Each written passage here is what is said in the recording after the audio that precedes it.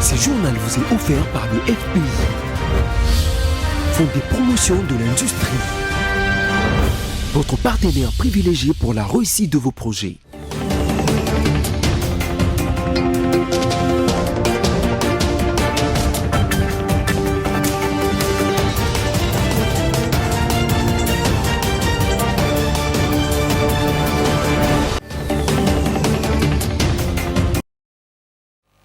Bonsoir à tous, merci d'être avec nous pour cette nouvelle session d'information sur votre chaîne, Les Sommaires.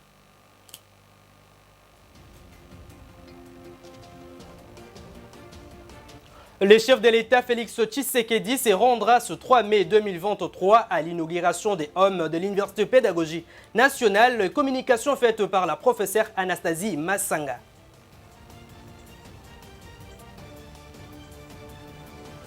La route Elenguessa-Tronçon Bypass dans la commune de Makala est désormais en couleur suite au lancement officiel de lumière publique dans ce coin de la capitale.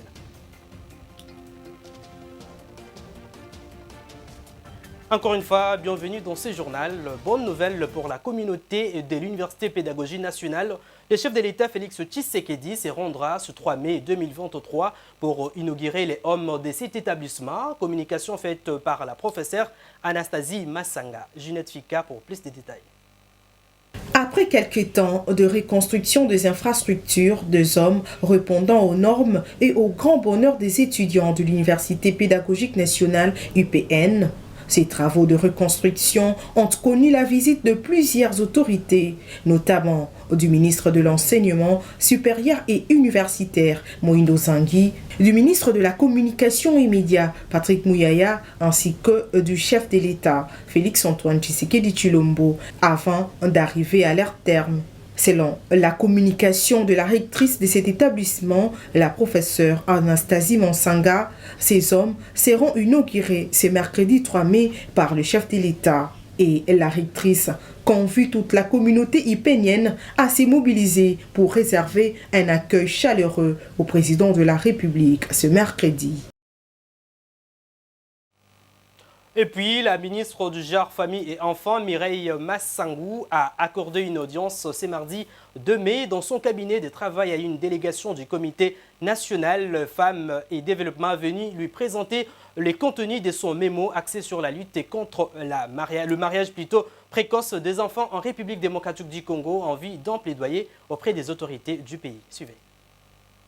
Reçu en audience par la ministre de Genre, Famille et Enfants, Mireille Massangou Bibi, une délégation du Comité national Femmes et Développement venue lui présenter les contenus de son mémorandum annexe sur les luttes contre le mariage précoce des enfants en République démocratique du Congo en vue d'un déploiement auprès des autorités compétentes. Cette structure est inscrite sa démarche selon la vision du chef de l'État en matière de mariage de mineurs en RDC. Un enfant qui est marié précocement, d'abord c'est contre notre constitution et les autres instruments juridiques en vigueur, et aussi ça porte préjudice à l'émergence ou au développement de l'enfant. Et vous vous rendez compte que quand la jeunesse n'est pas préparée, quand la jeunesse est en déperdition, c'est toute une génération qui est perdue et le pays ne saura pas se développer. C'est pour cela qu'avec ces projets-là, nous menons des actions de plaidoyer auprès des autorités pour qu'elles puissent s'impliquer. Surtout qu'à la 60e réunion du Conseil des ministres, les chefs de l'État avaient insisté sur la lutte contre les mariages précoces des enfants. Cette délégation du CONAFEP a dans la même occasion présenté quelques recommandations qui a été le bienvenu auprès de la ministre du Genre. Elle est vraiment très favorable à ça, Et c'est pour la première fois, mais nous l'avons trouvé vraiment très favorable à ça. Et elle nous a aussi prodigué quelques conseils pour que le travail que nous effectuons sur le terrain aille de l'avant, pour que vraiment les résultats soient pertinents. La ministre du Genre, Famille et Enfants, son Excellence Mireille Massangou Bibi Moulonko, a apprécié le travail fait par les comités d'études du CONAFED sur la lutte contre le mariage précoce des enfants et a prodigué quelques conseils pour que ces projets réussissent avec succès en République démocratique du Congo.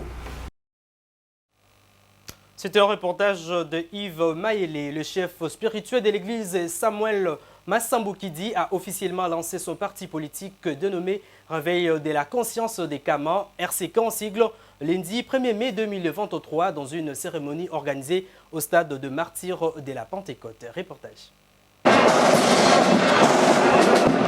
C'est avec une ambiance de chant et des défilés que s'est ouverte la cérémonie de la sortie officielle du parti politique Réveil de la conscience des Kamas, RCK en sigle, parti cher à Samuel Massamboukidi au stade de la Pentecôte. Plusieurs spectacles ont été organisés pour immortaliser ces moments. Dans son discours, Samuel Massamboukidi a donné le but de ce parti et remercié le chef de l'État Félix Tshisekedi d'avoir honoré l'Afrique et l'église kimbanguiste en décrétant la date du 6 avril comme jour férié légal en RDC. RCK Kolomba, réveil de la conscience du Kama.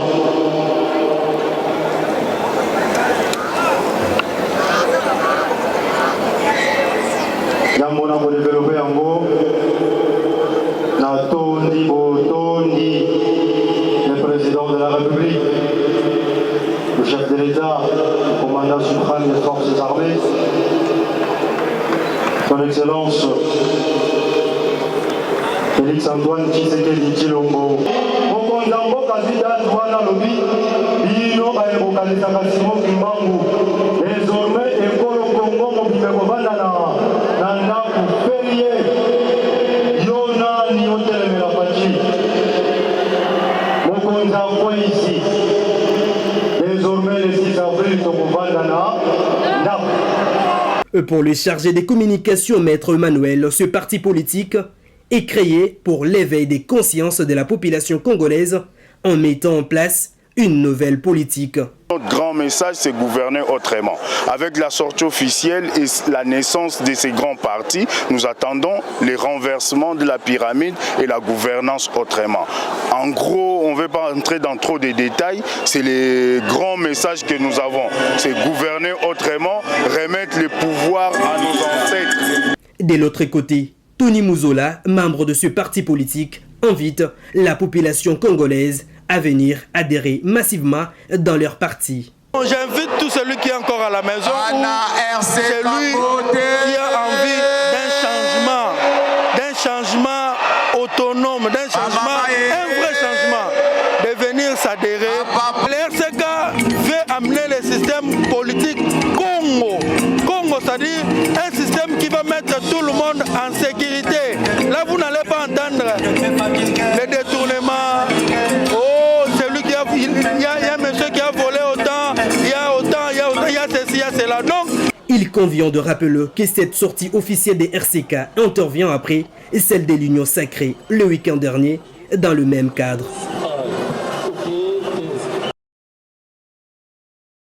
La congolaise serait en panne d'inspiration sur la stratégie électorale à prendre face à l'Union sacrée. C'est ce que votre rédaction essaye de démontrer dans cette analyse de revendication des 4 leaders de l'opposition. Samy Bossongo. Pour sa crédibilité accrue, l'opposition devrait être logique et cohérente dans ses analyses et dénonciations de l'action du pouvoir. Lorsqu'on demande une chose et son contraire en même temps, le son de la trompette devient confus et indistinct au point que les masses populaires ne sauront plus où donner de la tête. Il se trouve que Martin Fayoulou, Moïse Katumbi, Délice Sanga et Augustin Matata ont décidé d'unir leurs idées et forces pour mener des actions communes en vue d'obtenir l'organisation des élections dans le délai constitutionnel. Or, organiser les élections dans le délai constitutionnel signifie qu'elles doivent avoir lieu cette année en décembre.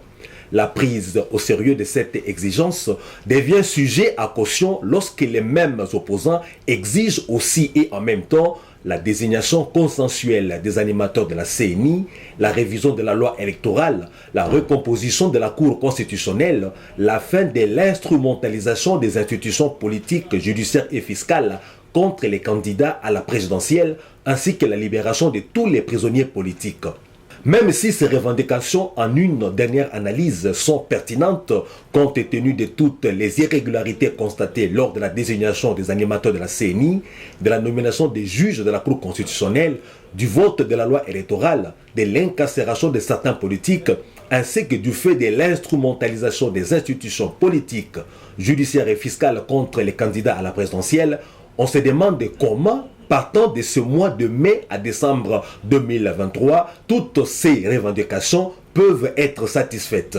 Dans l'hypothèse où ces opposants obtiennent gain de cause, il faudra dès lors que les élections programmées le 20 décembre 2023 soient retardées. Pourquoi ne pas demander seulement qu'il n'y ait pas élection tant que ces exigences ne seront pas satisfaites? Autrement, ils risquent de se résigner d'aller aux élections le 20 décembre 2023 sans que leurs conditions posées ne soient remplies. Dans les deux cas, l'avantage est du côté de Félix Tshisekedi, sauf s'il y a transition sans lui en cas de non-tenue des élections le 20 décembre 2023. Dans le même ordre d'idée, la grande mobilisation de masse lors des activités publiques signifie-t-elle que tous les participants sont d'accord avec les organisateurs ou qu'en cas des élections, ces derniers vont les remporter? La rédaction de BC Télévision a tenté plutôt de répondre à cette question à travers cet éditorial. Suivez. Des débats ont lieu entre les Congolais pro-pouvoir et pro-opposition depuis la sortie officielle de l'Union sacrée samedi 29 avril 2023 qui, selon une certaine presse, a mobilisé plus de 100 000 personnes au point que le stade de Martyrs a refusé du monde et l'annonce de la marche des 4 leaders de l'opposition prévue ce 13 mai dans les artères de la ville de Kinshasa. La question que les observateurs se sont posée est celle de déterminer si ces opposants seront en mesure de mobiliser une foule aussi immense pour inverser la tendance. Cette supputation fait les lits du traditionnel débat en RDC à l'approche des échéances ou lors des campagnes électorales. Un débat qui n'est pas à minimiser car il génère des crises post-électorales dans la mesure où les acteurs se basent sur les plans qu'ils réalisent pour prédire leur victoire électorale. À l'Union sacrée d'ailleurs, vu cette grande présence de la foule, on est juré par la victoire de Félix Tshisekedi aux prochaines élections. Cependant, lorsqu'on procède de plus à fond, on découvre que la présence massive des Congolais lors des activités politiques ne signifie pas forcément leur adhésion ou leur adoption de tel ou tel autre parti ou regroupement politique. Les uns et les autres devraient comprendre que certains assistent aux activités politiques juste pour apprécier les forces et les faiblesses. Les autres, juste pour avoir droit aux sommes d'argent qu'on remet aux participants, surtout lorsqu'ils savent que les organisateurs ont de l'argent ou qu'ils peuvent leur en donner beaucoup. Les états-majors de partis et regroupements politiques devraient avoir à l'esprit ces considérations de la sociologie politique congolaise avant de tirer des conclusions paranoïaques ou de crier malicieusement victoire pour avoir drainé des foules lors de leurs manifestations, surtout à l'approche des élections ou durant les campagnes électorales, de façon à éviter de créer des crises post-électorales en cas d'échec aux élections. Soutient et accompagner la vision du ministre des Droits humains au sein de son parti politique Congo Nova. Le directeur général de l'Agence congolaise pour la promotion culturelle et artistique et coordonnateur des Amis de Raymond Ramazani, Ayali Bin Maïti, s'engage dans sa vision pour réélire le président Félix Tshisekedi en décembre 2023. Yves Maïli nous en dit plus.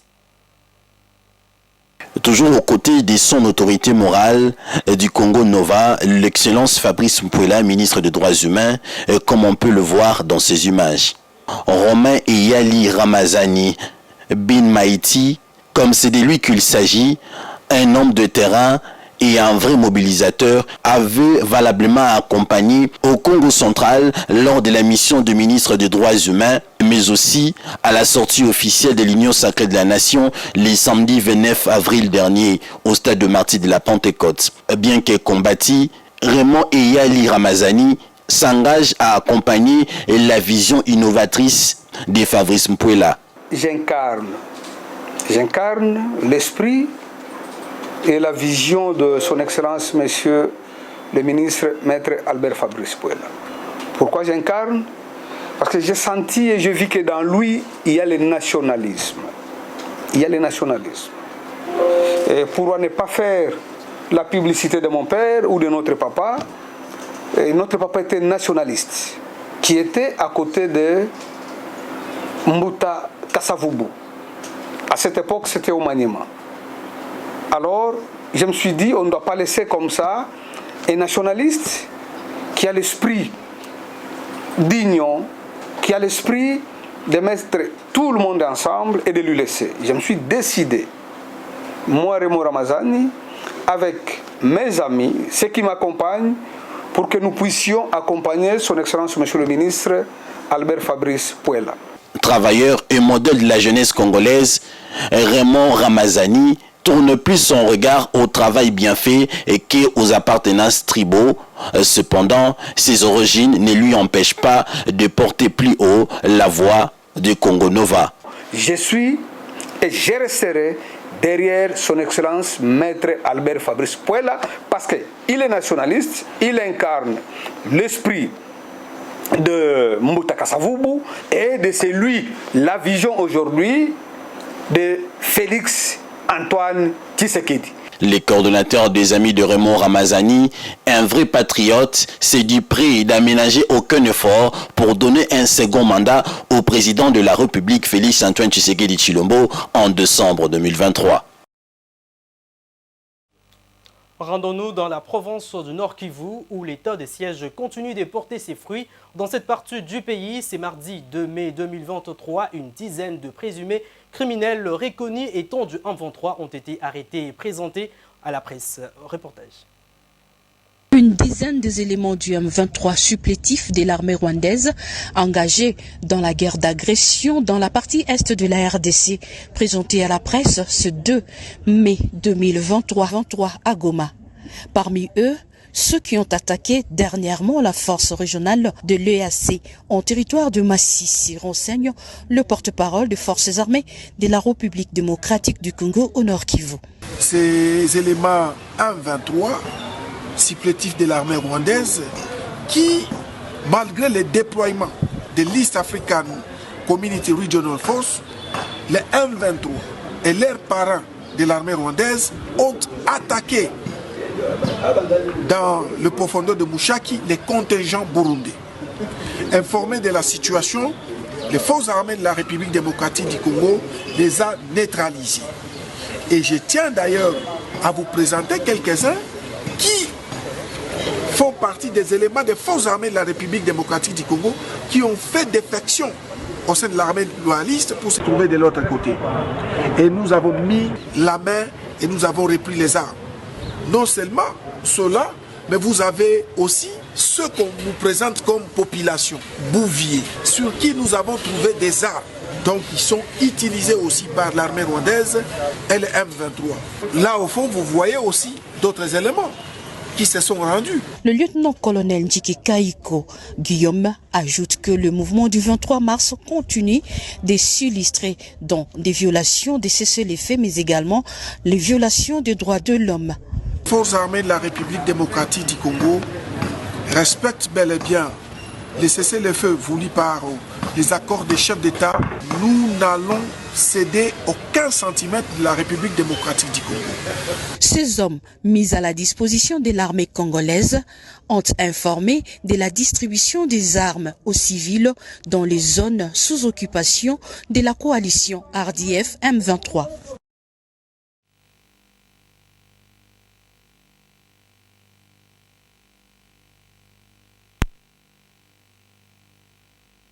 Public dans ce coin de la capitale qui ne sera plus en insécurité. Les habitants de ces coins ont remercié le président de la République pour sa politique. Le peuple est d'abord. Reportage. Il est 22h23. Nous sommes au quartier Maboulou 2 dans la commune de Makala. Ici, les occupants ont résolu de se priver du sommeil. Pour cause, l'installation de l'éclairage public sur la grande artère construite pour urbaniser les coins et surtout lutter contre l'insécurité avec les inciviques communément appelés Koulouna. Il s'agit de la direction Eringessa qui va du triangle bypass à la place des artistes au rond-point Victoire dans la commune de Kalabon.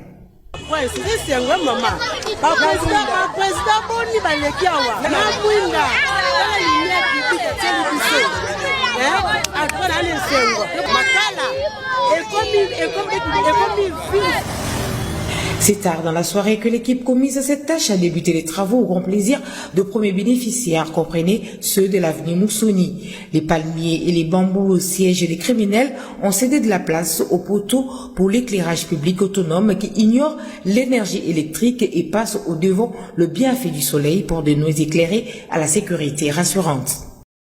Ce journal touche à sa fin, mais avant tout les rappels des principaux titres.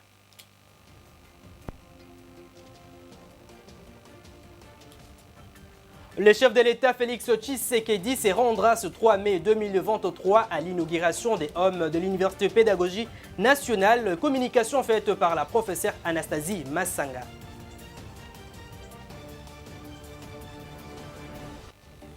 La route Elengesa tronçon bypass dans la commune de Makala est désormais en couleur suite au lancement officiel de lumière publique dans ce coin de la capitale.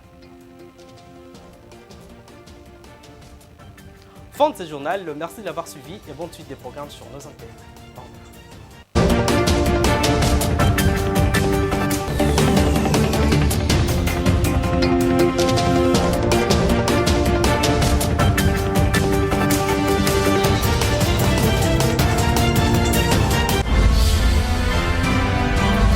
Ce journal vous a été offert par le FPI, Fonds de promotion de l'industrie. Votre partenaire privilégié pour la réussite de vos projets.